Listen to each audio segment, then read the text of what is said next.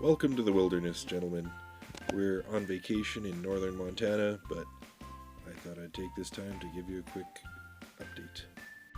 So we found this nice clearing where we stayed for the day to allow the solar panels to charge up the batteries, and I thought now is as good a time as any to give you a little tour of what I've accomplished so far. So the first thing you notice in this driver's side storage door utility cupboard are these stainless steel kegs. These are Pepsi kegs, and I like them because they're modular. I can daisy chain as many as I need for that trip, and I can pressurize them with air, which is nice because I can just use air pressure. On that note, I have a Viair compressor in here. It's a very low CFM, but it does the job for water, and it's kind of a stopgap solution until I get the onboard engine-driven compressor going. There is the plumbing for the solenoids for the water pressure and the bumper, sine wave inverter, and the batteries are in this area behind the inverter. And then this panel here is the beginnings of my electrical setup. The charge controller I've shown you before, the breakers, fuses, solid state relays, Raspberry Pi I'm using for logic and other stuff I'll show you in a bit, and a 16 bank of relays, only partially utilized. Moving on. So this brake pot hold down bumper mechanism that Regan and Taylor designed for me has worked splendidly. No problems. It's amazing. Okay, moving on to the interior. I've built this cedar slatted wood mat to help mitigate dirt coming in. And then the flooring, I've got this composite vinyl tile product that I got at the Home Depot, relatively inexpensive. And I don't know if you can see that seam there, but they just stick. They overlap slightly and stick to the one before them, but the whole floor is just floating, so if I want to pull it out, it's relatively easy. Bullnose to cap the step, nicely color coordinated mat to complement it, and then directly across from the door is the dinette.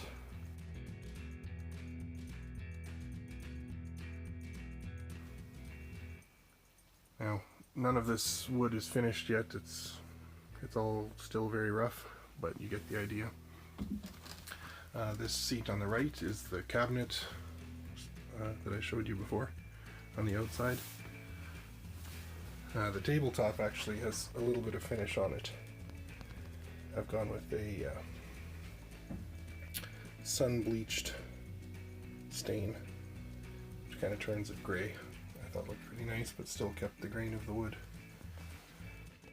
Underneath the subfloor for the dinette is the lithium battery bank, and then the compressor, because it's a remote compressor unit for our Engel freezer, which should be hung properly, but it's still temporarily installed there, just sitting on the fender well hump.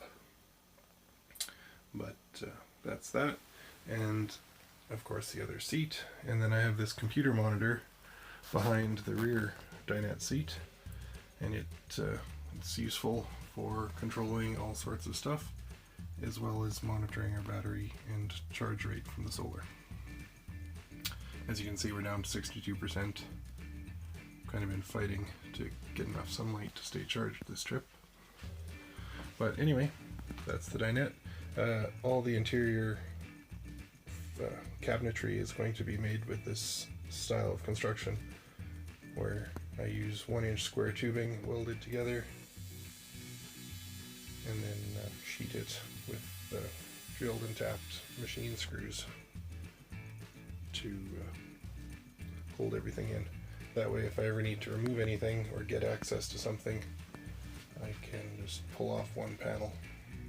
And the kitchen counter, as you can see, it's 1-inch square tubing underneath to create a skeletonized frame, and then just a Home Depot countertop on top of that. So I flush mounted the induction cooktop right into the counter, and then the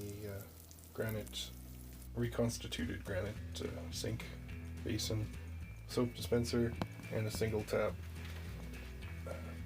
faucet with removable wand, which is really nice. If you want to take the wand outside and give yourself a quick rinse, you can. Alright, coming full circle, this storage area is right next to the door, and it's currently just cubby holes, 2 foot deep, and we'd planned to put doors on them eventually once we get back home, but nothing has fallen out on some pretty crazy roads, so some or none may get doors. Time will tell. And lastly, the bed. The roof and walls are covered in marine hull liner. It's a fuzzy, almost felt-like product, which is mold and mildew resistant and holds moisture well through the night and then flashes it off during the day. And and it makes the walls just real cozy. If you put your arm up against it, it's not as cold. And then 54-inch custom built mattress in there to fit the shape of the front of the truck.